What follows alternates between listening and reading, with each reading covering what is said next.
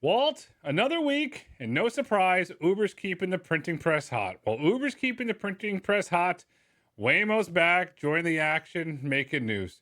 Across the pond in Europe, there's debate about what classifies a robotaxi deployment on the European continent.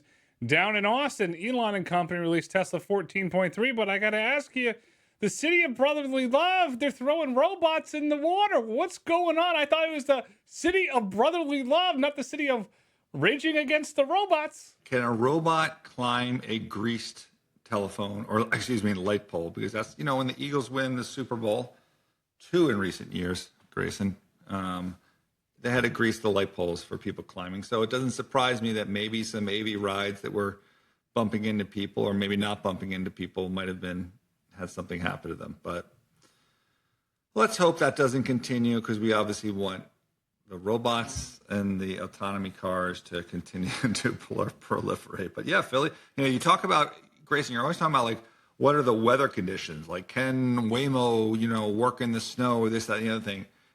Can an autonomous vehicle survive the streets of Philadelphia? Well, we saw what happened with the little sidewalk bots, and soon we're going to find out when Waymo deploys in Philadelphia. So give me an over-under. How's that going to go? Well, we'll get to New York later, but you might have some similar situations there. Why don't we go to our first topic, which is our good friends at Uber. And what is it? How do you pronounce this? MOIA, MOIA, whatever it is. It's Volkswagen, it's Mobileye, it's the ID Buzz, and I guess we've got some on-road validation testing in Los Angeles. Not an easy market to drive around, but obviously great need for driving there. What do you make of this latest development? Because Mobileye is one we've kind of haven't said much about. It seems like more of a ADAS type system, and or that's their target. So what does this mean for Mobileye and VW? To me, I'm going right back to where I always go, asking questions. The last couple of times that you and I were in Austin, not this time, but the times before, we saw the ID Buzz vans driving around Austin, safety drivers, safety engineers.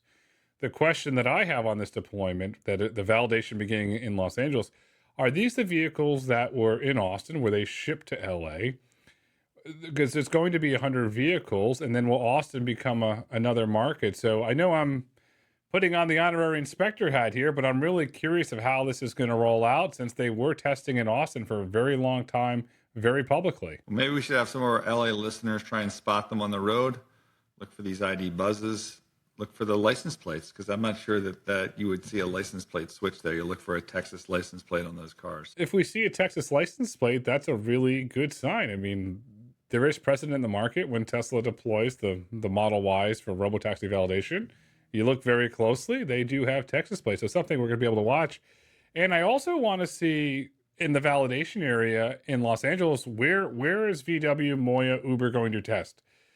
I was the co-chair of the Top Vehicle Task Force City Beverly Hills, so I know the city Beverly Hills very, very well. And lo and behold, when they announced this, not this time, the original announcement, they did a Photoshop version of a VW MOIA bus in Beverly Hills. So hopefully they test there in Beverly Hills, to my old hometown. But I'd be really curious to see, will they go all the way from downtown? Will they go to Beverly Hills? Will they go to Brentwood? Will they go to the ocean? And perhaps they'll take a detour and go north of Malibu. So we really need to watch where these vehicles start to get spotted. Yeah, and I think on the Uber angle side of this, this is a launch, or it's expected to be a launch with public rides for 2026. And to define what launch means, that does mean a safety driver. So, no different than the quote unquote launch of AV Ride in Dallas, where we had some issues with some ducks, I guess, this past week. But this is a good step. And we love to get these milestones, but what you really want to see is one of these AV partners that Uber has, progressing to the next step. Because I think the only partner that they have so far that has actually taken the driver out, other than Waymo, which we've talked about before, is WeRide. Right, everyone else is still in this phase of a safety driver behind the wheel. Well, we can't forget about Zoox. That was a recently announced partnership. They're operating their prototype in Vegas. Limited circumstances. Not paying for a ride there, Grayson. Not paying for a ride. there's no paid rides on Zoox. That is a very, very valid point there's a lot of details, and that's why I love this show, what we do, because we dive into the details. And for the audience in Los Angeles, if you happen to see it, please post it on X. If you see a VW MOIA testing above Sunset, going through Benedict Canyon, going through Laurel Canyon into the valley, that would be a really interesting tell sign. And diving into this press release, and you know me, well, I tend to read a lot of the small print. In the official Uber press release, not one mention of Mobileye, who is very publicly the self-driving partner. I thought that was interesting. I don't even understand what that would mean. I assume that there's no chance VW just like swaps anything out there, is there? I mean, this is Mobileye, right? So this is theoretically a positive for that company. Theoretically it is, but we do not have any concrete data. We do not have official press announcement from Mobileye about this. We do not have something for us to look at. It's merely what's going on. That's how I'll summarize it. Yeah, I have no idea. Maybe given all their buddy relationship with NVIDIA, it doesn't look great to have something come out that quickly with Mobileye. But I mean, who knows? Like Uber's got so many different relationships. They tend to be a little squirrely on the dollar amounts that they're in and who's in this or who's in that. But look, they're spreading their bets all over the place, as well they should, to make sure autonomy. So, we want this to succeed. And for anyone that's on our podcast listener that is from VW or Mobileye and wants us to put us in one of those cars, I've said this before, but I will say it every episode because I'm sure that maybe not everyone listens to every one of our episodes. I will fly out to LA tomorrow to get into one of those ID buzzes and do a test ride, even with the safety driver there. So you let me know. I'll hop on that plane. I love LA. There's lots of stuff to do out there, and I'd love to test it because that is one of the few cars that I have not yet been in. Have you been in any of those, Grayson? I have not been in an ID buzz. I will publicly disclose to you and to the audience, I have asked VW for over 2.5 years now to get in. No. And so this is Walt's very public thing, ask, and I will follow on Walt's ask, and I will go to LA with him to ride in an ID bus. So dear VW, if you want us to talk about it, please put us in the ID buzz. No, hold on for a second. Let me correct you there. We're going to talk about it anyway. So whether you want us to have a real life experience or not is yours. But whatever. With the uncertainty of not trying it, we can only assume certain things, and we'll verbalize those. Should we move on to the next topic? We can only assume things, but what we can assume is if you put us in the buzz, perhaps it will get a little more buzz. That is definitely for sure true. Let's go. Well, look, at the end of the day, they said end of 2026, they'll have rides. So once you open up the rides, you can't, I guess you could stop us. I mean, there were times I know there's things in the earlier days of rideshare that they did with identifying certain riders. Let's assume that they wouldn't necessarily block us. We were able to get obviously into the AV rides in Dallas. So, we'll get to you one. We'll get to you one of these days, and we will come back with our honest opinions, as we will do later in this podcast on some of the new software that came out of Tesla. Can we move on to the next topic now? Yes. And we don't have to queue up. Why can't we be friends? Let's go to Europe. So the first Euro Robotaxi. I mean, that's kind of a milestone, right? And who is it? It's Verne, who launched paid, fully autonomous rides in Zagreb on April 8th. This is powered by Pony.ai.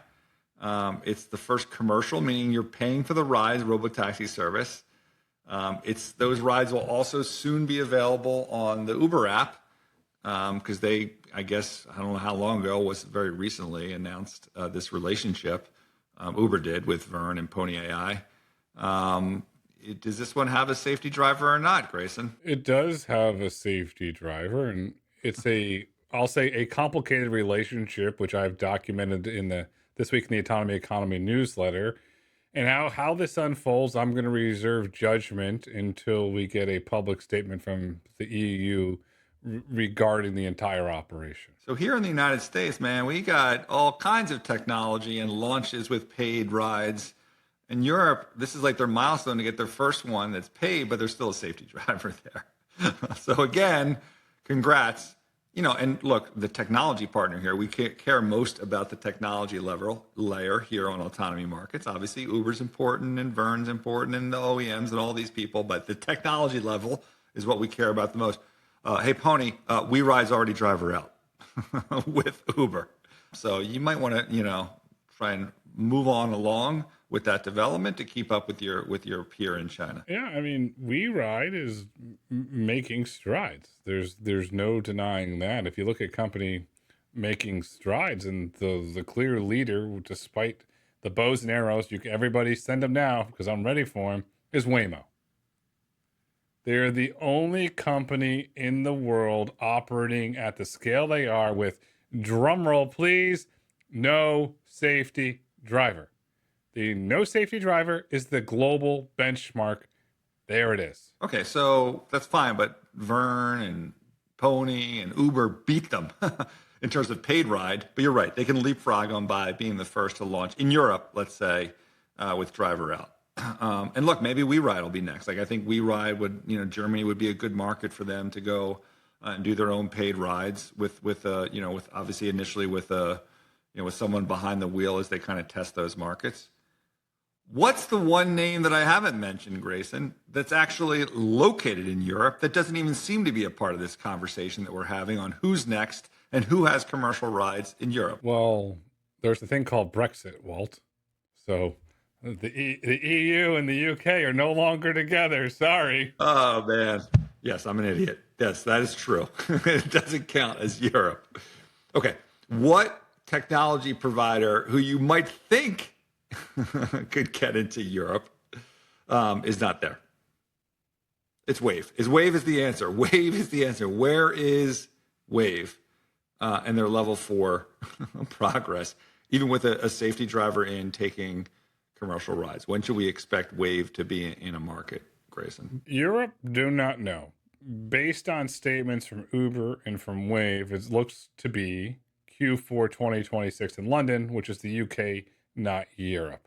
Getting into Europe requires a TÜV certification, and there is a laundry list of regulations that you have to go through that companies have to be prepared for it. I don't mean to jump over here, but I do have to say this thing that, in my opinion, is very important. One of the biggest beneficiaries of the European Union regulatory environment for the deployment of autonomous vehicles could be Lyft.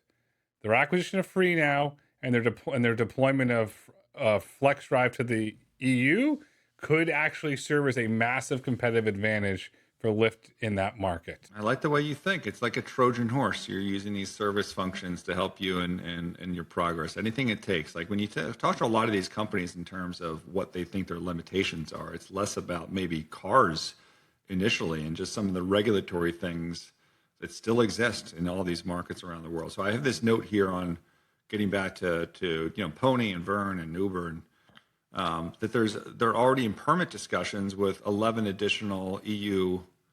They put UK in there as well, so let's kind of roll them in there. I wish I could say it's like attached. Remember that was it Goldie Hawn or something like that? It's Canada. It's attached. It's fine. It doesn't count, but I traveled there. It's not attached.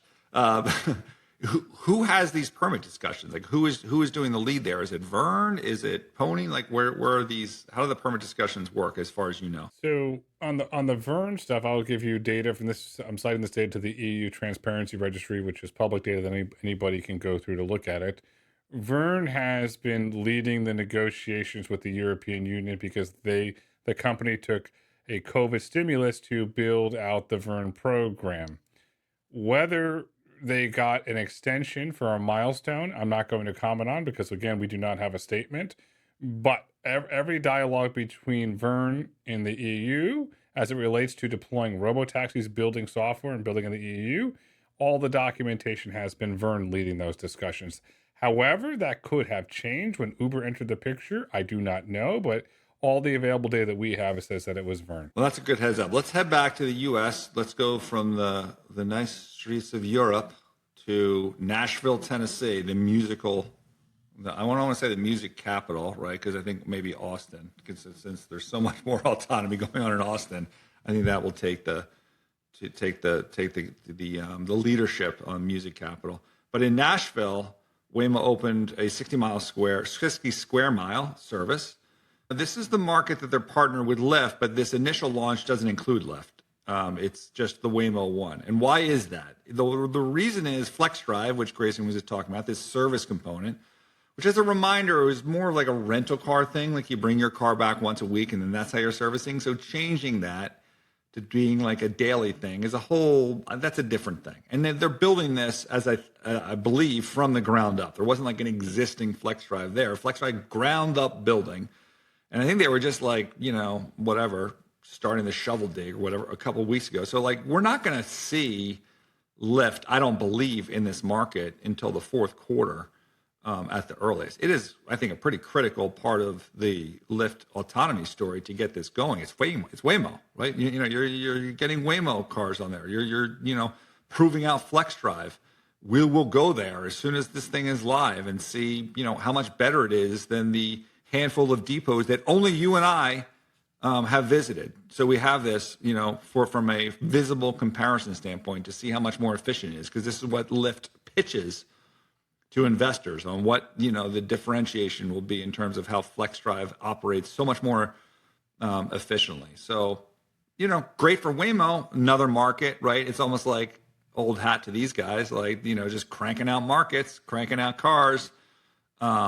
Early signal for Lyft, but not the best signal for Lyft because they're not live yet. And like if I was Lyft, I don't understand why they're not putting.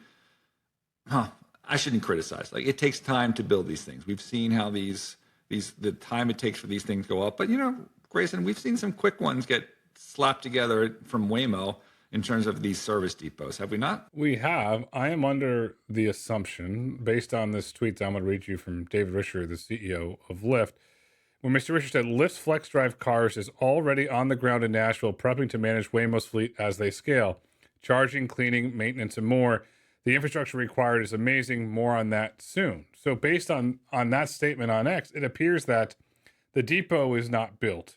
So I am under the assumption that Waymo, very similar to what we discovered in Dallas, is operating out of a temporary depot. So I say, okay, why? So then I start going in my wonky head, think of things. Is it permitting? Is it energy? What was it, acquiring the real estate, and why was this not planned 18 months before? Or so I think about that. Then I said, well, wait a second. Maybe the Lyft Waymo deal came together quicker than Lyft was initially anticipating. So I think about that because if you're launching a market in a 60 square mile, that's a pretty big radius. You would think that you would have a permanent depot set up. You wouldn't start necessarily with a temporary depot. Yeah, I think you're right. I think what you read is exactly probably what happened, which is like they signed the deal with Waymo and like, okay, now we got to figure it out, right? So they didn't really start quote unquote digging, until months after they're in the permitting process. And there's no way, because they know we and maybe others, maybe not, are going to be there like filming this stuff and taking a look at it. They're not going to like roll in a truck of diesel fuel to fuel a generator to charge these cars. That's the last thing that Dave Risher would like anyone to be seeing. That's the reality of how a lot of these initial depots get rolled out.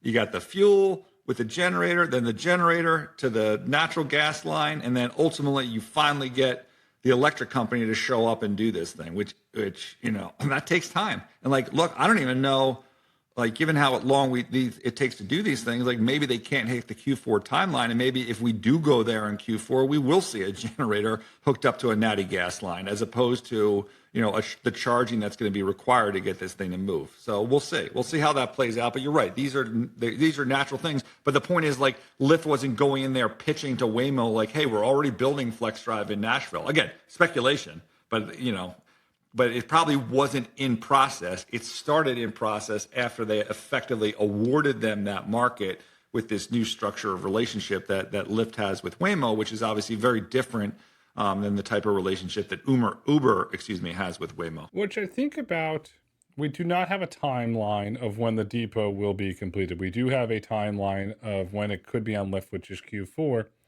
Let's say the Waymo app, this is all hypothetical, becomes wildly successful in the Nashville region. Does Waymo perhaps approach Lyft and say, okay, we're just going to stay in the Waymo app. We just want you to manage the depots. and then perhaps we see Flex Drive go to other markets with Waymo without the Lyft app. Could that happen potentially? I mean, this is like a very important market for on two fronts, the Flex Drive. And so if Flex Drive is great, but Lyft for whatever reason doesn't provide that incremental demand that they were looking for, then sure, then that can be something that plays out. But I think that, again, this is a new type of market where, as a reminder for those that don't listen to every episode, the Waymo fleet it'll be one fleet that Waymo will use on the Waymo One app and Lyft will use in for their app. And you're like, okay, what's the big deal? Why is that like something special? Because in Phoenix, where Uber and Waymo are together, there's literally two separate fleets. Like there's a Waymo fleet for the Waymo One app and there's a Waymo fleet for the Uber app. And obviously you're not going to get the same efficiencies on maximizing the use of the cars.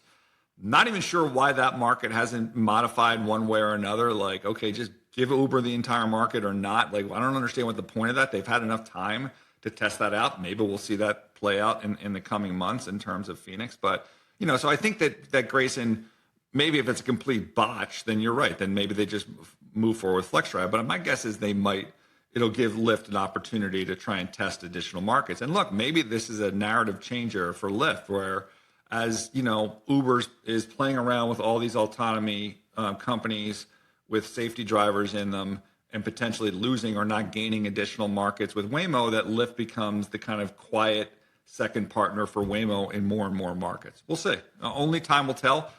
It ain't gonna happen. We're not gonna get any signal on that in 2026. That is a 2027 event. And there's about 20 or 30 additional catalysts that were going to happen one way or another for Lyft before we get any signal, and Waymo and Uber for that matter, before we get to the point where we can be decisive, or more decisive at least, on the future for FlexDrive and the future for Lyft in autonomy with Waymo. The best part about all of this for me and you, there's lots of signals for us to look to uncover and try and decipher. So I absolutely love it. And we'll continue to watch the national market. We'll get there. I'll probably before Q4 because it's simple and they got really great food there. And listen to some music and check out some depots. So that market's humming along, but a market that's not humming along, that's come to a grinding halt, your hometown, New York City. I mean, come on. There is no other way to say it, but come on. On the Lightshed podcast, we have something called the Disgrace of the Week. And this week's Disgrace of the Week was, we couldn't decide whether it was the governor or the mayor, but ending the autonomous vehicle testing for Waymo in New York. And I think, I think it's more so the governor, but like there was some stuff that I saw on X where it was like someone at one of the federal agencies was like, yeah, we're evaluating based on safety. And then they quote Mandami really talking about jobs. Like, so the same people that were like fighting Uber for the job issue are now basically fighting the autonomy companies because they're afraid of the jobs, that they didn't want them to be paid what they're paid, even though that ultimately happened, with obviously some differences in some cities. It's like beyond whatever, but the key thing here, as longtime listeners know, is like, obviously we're huge believers in autonomy and what it can do for safety and creating jobs and industries and economic growth. So it's disgraceful that the state of New York, the city of New York, however you want to, whoever's ultimately responsible for this is holding back. Ultimately, like, it will thrive elsewhere, and the populace will put pressure on these politicians, and it will happen. But it's just a disgraceful, situation for New York. By the way, Grayson, and you said that this permit expired on March 31st, but Rich Greenfield of Lightshed saw a Waymo on the streets of New York last night, and it is April 10th. So that was April 9th. So that would be 9 days after the deadline. Should I rat him out to the mayor of New York? Rat Waymo out to the mayor of New York? Hey, those Waymo cars are still on your roads. What's up? So, yes, Rich's photo is real. His vision is real. It's not AI generated. He didn't pull out his snapsicles and see something. Yes, it is real. Waymo can legally drive. And I want to clarify drive. Manually driven, 2 hands on the wheel per New York law.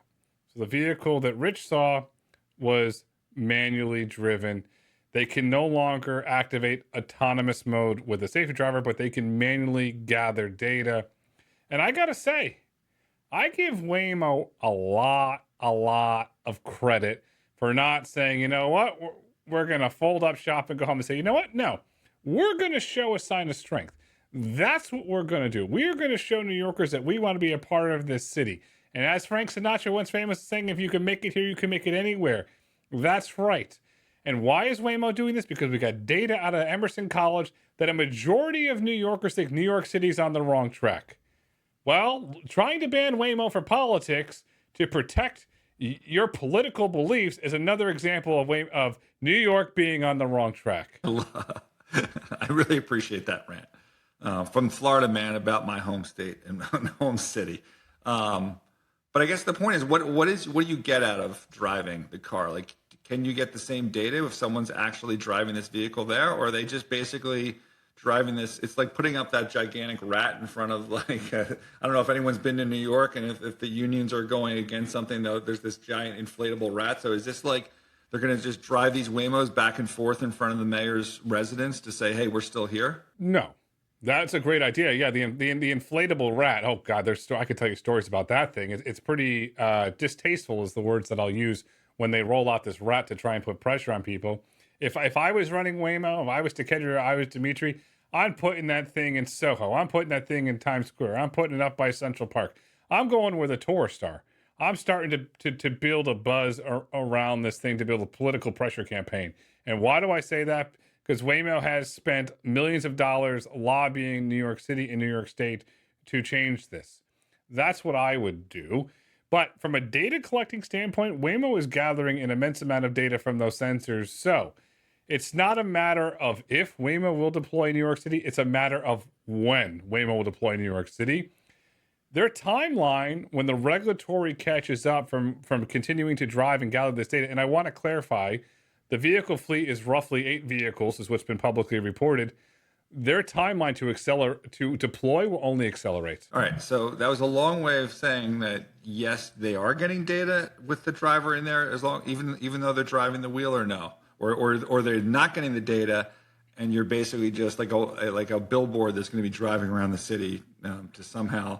I'm not sure how that builds any adoption of the car, because those cars can only create more traffic and they're not actually taking anyone in them. So how's that positive for the citizens to happen to see, a Waymo driving around the city? It's positive because if you think about it, a child asks a question to the parents. They talk about it in school. They talk about it in the diners. They talk about it in the cafes. It starts to build a buzz that the future is being built in New York.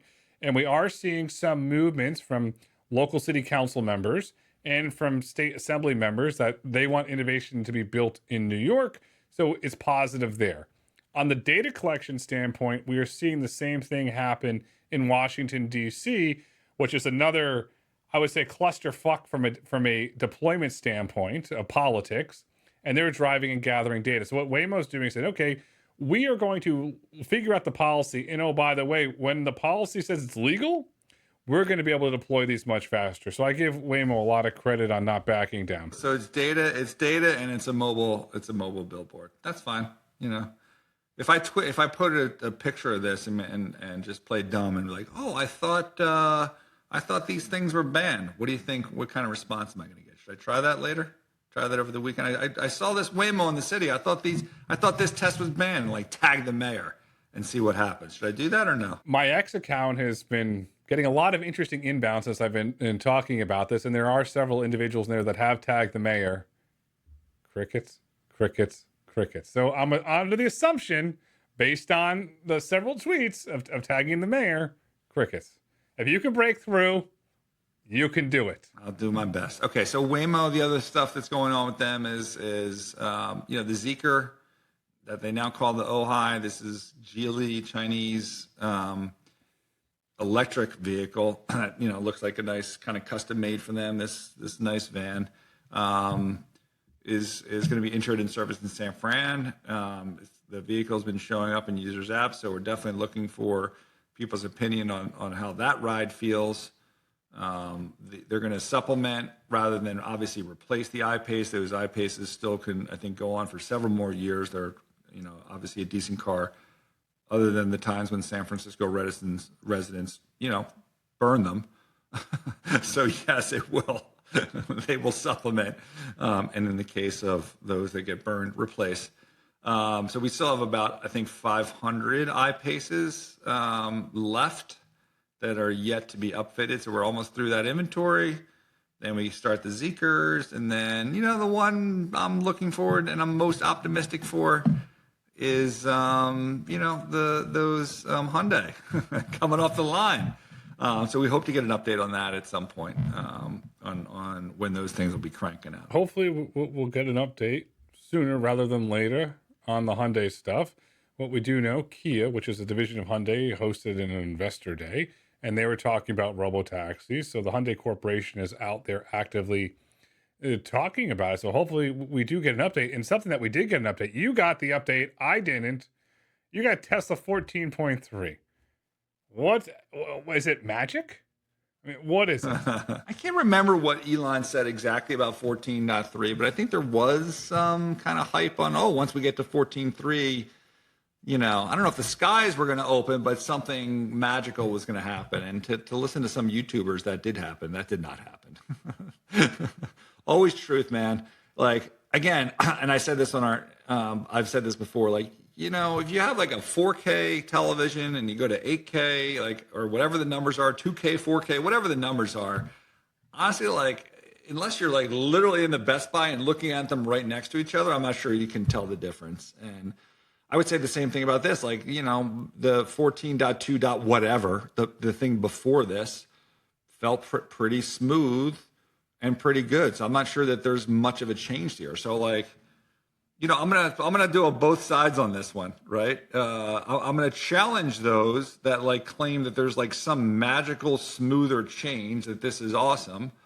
On the flip side, I read on the Twitter or the X, someone that said, specifically Ross Gerber, I think it was, I take Waymo and just marvel at how much better it is than Tesla FSD. I wish my Tesla drove like a Waymo, but it doesn't. I'm like, okay, everyone's entitled to their own opinion, but like, that's just bullshit. That literally is just bullshit. Like, if you get into a Tesla and then get into a Waymo, it is really hard to tell the difference. I mean, it's just like, I get that maybe, you can believe that Tesla is not, at whatever, the level 4 to, to have all the safety cases or the drop-offs or whatever. But to say that the driving feel of that car, feels any different than Waymo, it's just bullshit.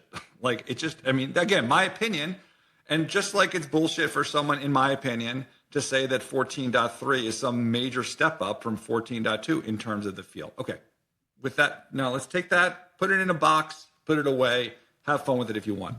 What did get better or worse? It finally went up to my fucking driveway, which is like, I've been bitching about on this podcast. Where's my clappy hat, Grayson? I need a clappy hat for this. Like, that is an annoying daily thing that I have. And I think, look, at the end of the day, the issue with autonomy, increasingly is like, I'm almost, I'm surprised by this. It's the pickups and the drop-offs, right? Take WeRide, and which is obviously very successful. They have a limited number of drop-offs in Beijing. What Waymo does is exceptional in terms of having so many different drop-offs in their service areas. And like, that is, I think, going to be the key unlock for a lot of these companies is that pickup and drop-offs. And that's obviously been a key challenge for Tesla. It is a step in the right direction here. In the same token, like, this car does take circuitous routes around things more so than before. So I think that sometimes changes. There was one time I'm coming up to a stoplight and there was like a box where you're supposed to like not go into to allow people in, but there was room on the other side of the box that it could. So it does weird things as it tends to do. But generally speaking, the parking is more decisive. It's definitely a step forward. It's not like other softwares where it's like it got so cautious where like they're not going to go full release. It will go full release because it feels smooth. And again, the smoothness of the car, in my opinion, so like put my bullshits in context, it's one man's opinion. It's basically the same as it was before, and it's basically how it feels when you're in a Waymo. Thank you, end of diatribe. Well, I'm not clapping you for the end of the diatribe. I am giving you the clappy hat because they went up the driveway. Okay, so we got Walt test. That's Walt test 1. Walt test 2 is the fishmonger. Has it conquered the fishmonger successfully? Yes, the pulling out of the fish store in Bedford Hills. My mom gave me some crap because she listens to the podcast, and I mentioned that Martha Stewart does sometimes shop in this fish store. So I'll say it again. She thinks that's a humble brag. It's not meant to be a humble brag.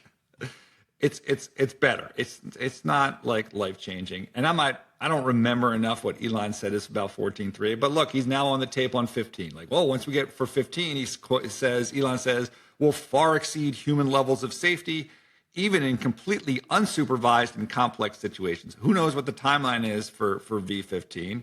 Again, all of this is in the FSD privately owned world. What we care about much more so is like getting Austin more cars with no drivers in there and building a business and getting some of those cheap less expensive value, the cheap cyber cabs on the road delivering rides, at a good contribution margin. Clappy hat for the fish store. See, you get 2 clappy hats today, and your humble brag was not humble. It was very good and very elegant. How's that?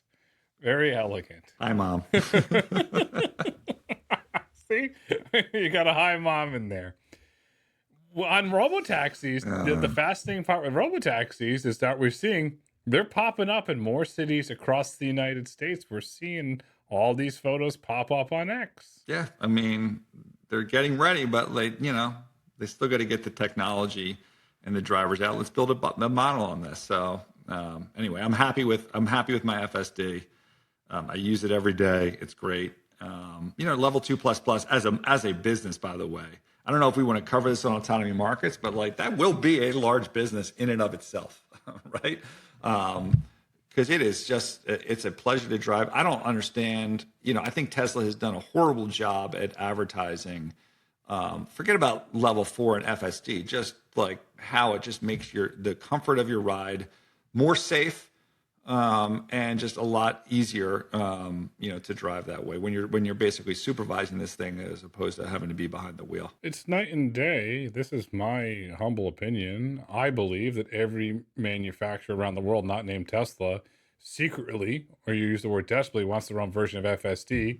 And you were right. It will become a big business over time. And over time, it will become a differentiating factor of what vehicle a consumer will choose to buy. And that's just the way it's going to go. And that's how it's going to work. And it's a different market. I think you're 100% right, Grayson. I think underneath the surface, I don't know if there's panic, but there's a lot of push forward, even on the level 2++ side of things, that some may claim those systems can never take you to level 4. I don't really care. But it is a business model that it's going to accentuate the consumer's willingness to basically let the car take control. Because again, it's just more comfortable, and it's safer. That's all built on a model by Tesla AI. And as we're seeing, world models are evolving. Pony now announced a world model. I believe it's called Pony World. Am I right on this? Everybody's got their own world these days? Yes, I saw the world. I don't know why the world. This is like in Media Land when everything was like plus or max. But I guess this is all like in the self-training world and, whatever, simulations. And this is a big thing. I mean, let me pivot a little bit. PlusAI, who's trying to go public through a SPAC this week, talks about a revenue number in 2026 of like 40 to 50 million. I'm like, wow, that's fucking big. Oh God, I'm dropping too many F-bombs this week. That is big compared to like what Aurora or Kodiak, which they're talking like what, 15 million in revenue. But you scratch under the surface, what is PlusAI generating that revenue? It's selling the data, right? They have these Amazon trucks that have historically at least been driving around and getting data, as well as their a lot of the other stuff, and that they can sell this, I think, into the OEM space of people that are trying to develop level 2++ systems. But bottom line, that's a real number, 40 to 50 million in 26. Ultimately, they want to get to like miles driven type of number, which is 1 billion, which requires whatever, 25,000 trucks or so. But it's nice to have some revenue on the board, especially relative to your peers, which are at 15 million. So would you consider this very similar to a Nexar dash cam model where they're selling that data, or how would you classify this data and who's buying it? Do we know? I don't know Yeah, I don't know enough about next whatever that come next car, Nexar, whatever. I think it's more than just dash cam data, right? Because they have the systems, that are in there. So I think it's probably higher level data on the routes that are important with a variety of weather conditions. So maybe it is like that. I mean, is that company getting 40 or 50 million dollars for their data? And I think it's obviously repeatable to the extent that these systems continue to exist in these trucks. With Nexar, we have no insights into their financial because they're private. What we do know, they have a partnership with Lyft, and Lyft said they're going to use it for self-driving cars. What the numbers look like, we don't know. It's something that we're going to have to watch. So we'll see, and we'll watch what Plus does. But what do we need to watch for in the autonomy markets next week? I got nothing on the calendar, so it's the typical stuff. Like, does Waymo get another OEM, and who is it? Like, I'm hearing Stellantis, Grayson, in terms of the top of the list of maybe someone that Waymo would want a new relationship with. What do you think about that? Well, they've historically had a relationship. Let's not forget Stellantis. Chrysler was the original partner for the minivans in the Phoenix metro region. So it's very possible. But Stellantis also has a partnership with Foxconn, Uber, and NVIDIA to deploy autonomous vehicles. If they do go that route, perhaps Stellantis wants to open up a contract manufacturing line for robotaxis, very similar to what we're seeing with Hyundai do down in Savannah. Yeah, I don't know, but we always look for that for Waymo. You never know what can come out of Tesla. Obviously last week I said, Uber, it seems like they're out of press releases, but congrats on at least moving the ball forward with VW and again, Mobileye, even though they didn't put it in the press release. So here's what I can be rest assured. We always have something to talk about every week on Autonomy Markets. Yes, we do. And I will give a tease to the audience. I have a few field trips coming up where we will be going live on the ground and we'll be breaking it down here on Autonomy Markets. Can't tell you where I'm going or who I'm going with. All I can tell you, we've got some really special content coming your way soon. The future is bright. The future is autonomous. The future is scaling without safety drivers. There's a hint there. Walt, until next week.